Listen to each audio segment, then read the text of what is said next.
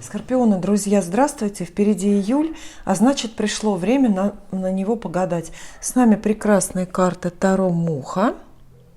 Почему Муха? Когда-то на границе 19 и 20 веков в мире и в Европе по разным известным причинам случился невероятный подъем искусства, культуры, в том числе изобразительного искусства. И в это время творил чешский живописец Альфонс Муха, который любил рисовать женщин. Его вдохновляла Сара Бернар, самая известная актриса всех времен. Он был театральным художником, рисовал театральные афиши и почти на каждой своей картине изображал женщину молодую, здоровую, красивую, ну вот как вот это. И женщину, довольную жизнью. Поэтому карты эти женские. Здесь больше женских изображений, больше женских образов, чем в обычной колоде. Например, вместо... Почему для вас Луна все время переворачивается? Может быть, потому что эта карта имеет астрологические соответствия с вашим знаком. Женские образы. Вместо дурака здесь на нулевом аркане дурочка. Вместо отшельника отшельница. Вместо дьявола дьяволица. Это достаточно меняет смысл, мне кажется, слова, понятия. Но посмотрим, что эти новые для меня карты Муха расскажут скорпионам про июль. Сначала работа. Про работу, учеба может быть для вас. Так, первая карта – это рыцарь. Но не просто рыцарь, рыцарь мечей. Вот так вот мы начинаем с места в карьер. Карта очень выразительная. Может быть категорически плохой, потому что обещает ссору, открытый конфликт и необходимость некрасиво себя вести и наблюдать такое же от окружающих, от коллег или от начальства. В некоторых случаях рыцарь мечей обозначает, напротив, хорошее. Это идея, это мысль и это некий, скажем, творческий прорыв. Хотя вы можете эти две вещи в своей работе, в своей учебе или в своем бизнесе вполне совмещать. Они, мне кажется, всегда ходят рука об руку. Именно поэтому масть мечей в колоде Таро соединяет в себе вот эти два начала. Конфликтность и силу разума. Но посмотрим, что же дальше. Вторая карта для вас. Это вот та самая отшельница. Карта отшельница говорит про, естественно, некий уход. Это то, что на поверхности. В реальной жизни, в реальном таком исполнении отшельница – это, например, ваш уход с работы или ваш отказ от бизнеса, ваш отказ от какого-то партнерства или покидание учебного заведения. Поскольку рядом вот этот вот рыцарь мечей, мы можем предположить, что причиной ухода может быть конфликт, ссора. Это и разрыв отношений с партнерами в бизнесе. Уход, когда вы уходите, выходите, выделяетесь и забираете свое. Но на более тонком уровне отшельник описывает ваши дела и поступки, над которыми вы очень долго страдали и думали. Карта говорит, в июле вы соберетесь и сделаете то, чего прежде не могли, потому что это было недодумано, потому что вы не переварили этот шаг заранее, не вложились в него. А здесь вот приходит время. Карта отшельник описывает перемены, которые выбираете вы сами. И пусть эти перемены окружающим непонятны, и пусть вас кто-то от этого шага отговаривает, например, говорит, не увольняйся. Вы-то уже все решили. Отшельник принимает решение всем сердцем, может быть, не столько головой, но скорпионы сильны интуицией, и вам подходят иррациональные решения рациональных проблем. как всем водным людям. А также здесь есть десятка жезлов, карта угнетения, напряжения. Она называется трудная работа. Вот вы можете покинуть вашу трудную работу, но уходите не спонтанно. Вы долго об этом думали. Вероятно, работа оказалась вам не по силам. Энтузиазма не хватило, чтобы, там, не знаю, пережить маленькую зарплату или дурное отношение начальства. Все трудно. Трудны перемены, которые здесь идут в профессиональной вашей жизни, в бизнесе. Все это дается трудно. Такое ощущение, что вы когда-то выбрали для себя этот сложный путь и сложную работу или изначально сложную профессию. Поэтому и вот вся реализация дается именно так, с конфликтами, с какими-то глубокими внутренними противоречиями. И даже физически трудно. Физически трудно. Вот так вот. Карты непростые, как все не очень хорошие арканы в колоде Таро, они дают советы. Например, рыцарь мечей говорит: у вас в профессии, на работе, в бизнесе назрел конфликт.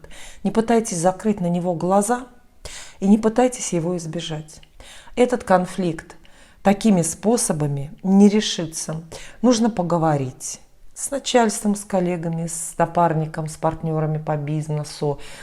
Нужно поговорить и расставить точки над «и». Да, может быть, в результате вы примете решение всю эту компанию покинуть и как-то очень сильно поменять свою профессиональную жизнь. Но это будет лучше. Возможно, вас ждет как раз какая-то новая, пусть трудная, но очень счастливая вот такая вот реализация. Десятка жезлов – это еще и карта гордецов. И она всегда просит не жаловаться. Если сейчас у вас невыносимая обстановка на работе, эмоционально невыносимая, если у вас действительно трудная работа, и вы физически устаете, и эмоционально выгораете, выматываетесь, не жалуйтесь, потому что эту дорогу вы выбрали себе сами. Вы хотели гордиться собой, вы хотели сделать больше других, вы хотели совершить невозможное, вы хотели все успеть. Сейчас, возможно, это и получается. Так это выглядит со стороны. Но внутри, конечно, у вас назревают и внутренний конфликт какой-то, связанный с работой, и много желаний выплеснуть этот конфликт наружу, с кем-то поругаться.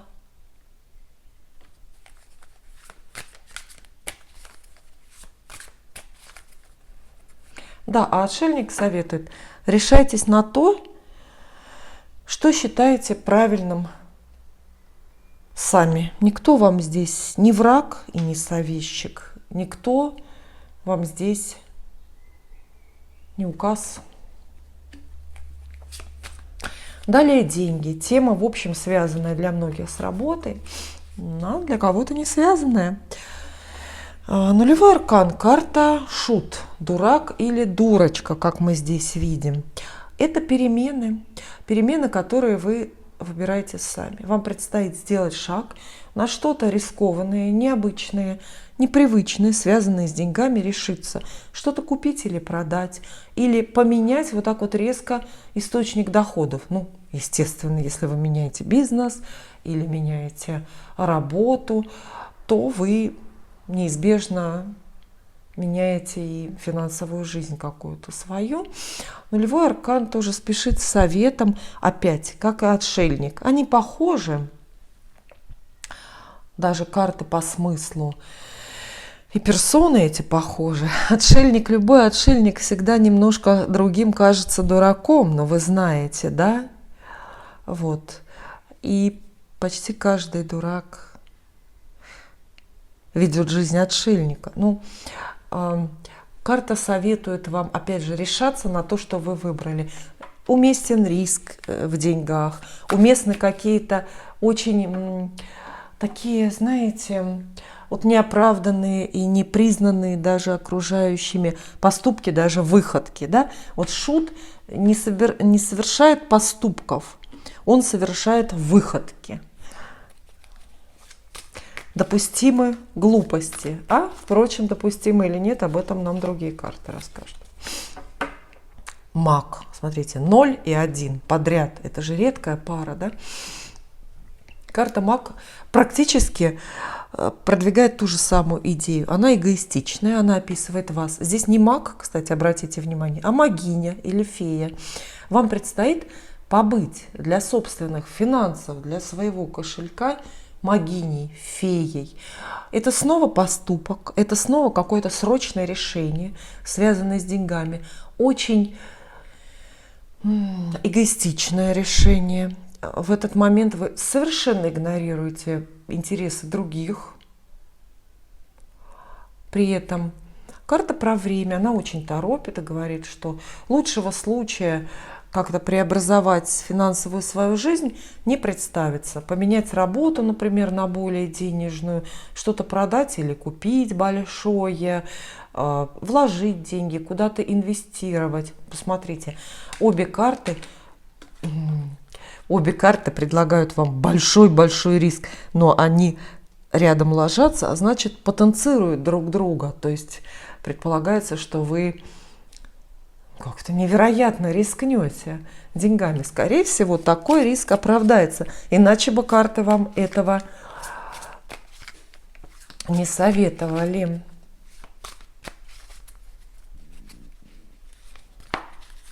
И еще тройка пентаклей. Ну, это просто денежная карта. Она устанавливает связь ваших денег, ваших доходов и расходов с работой. Это карта про работу. И проще всего здесь, да, увидеть смену работы или смену бизнеса в пользу каких-то больших заработков. Да, пока это выглядит рискованно, да, пока многим это кажется странно, но вы знаете, что делаете. Тройка пентаклей советует вам, как любая тройка, не останавливаться в ваших любых денежных начинаниях. Она говорит, что в целом денег вам в июле хватит на даже самые смелые и дерзкие покупки и проекты. А правда, риск оправдается, вы придете к какому-то, в общем, предсказуемому, какому-то желаемому результату, даже если начнете не как все, вот так вот, начнете не как все, потому что шут не как все, маг не как все.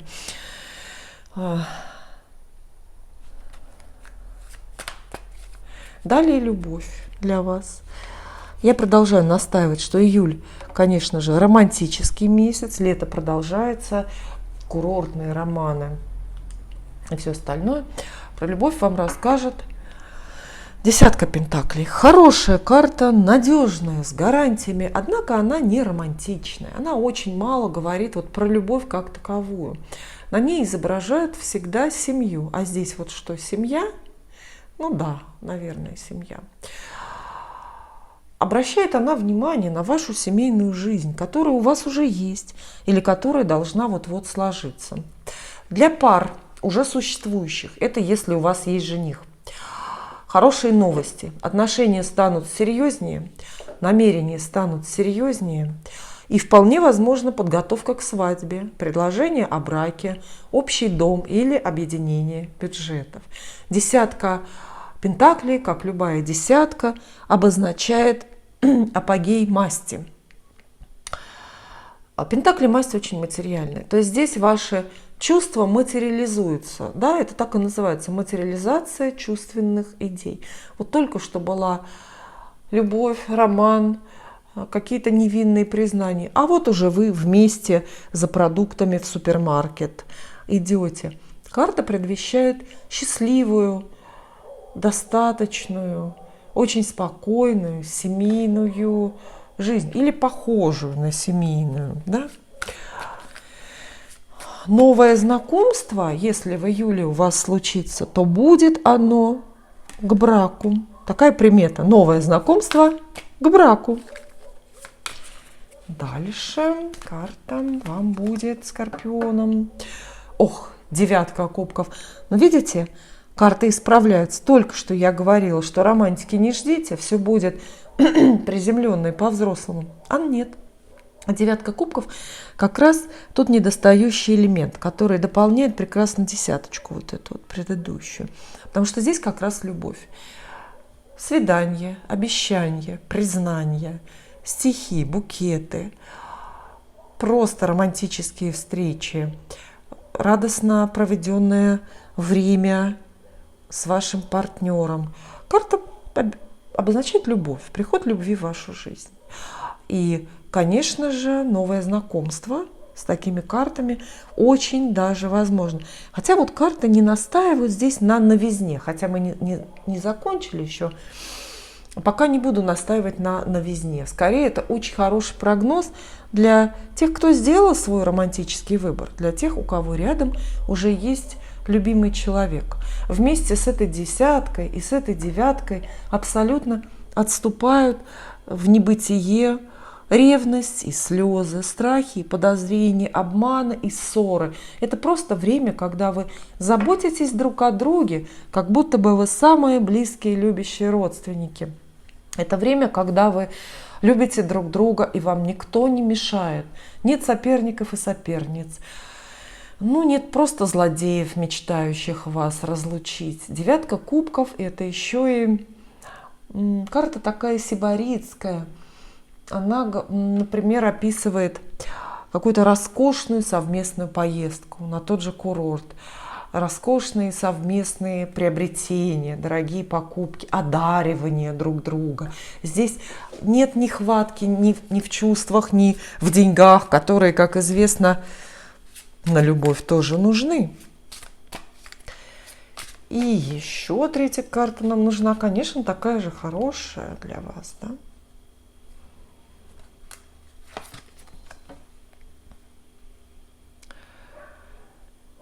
И она действительно такая же хорошая. Королева кубков.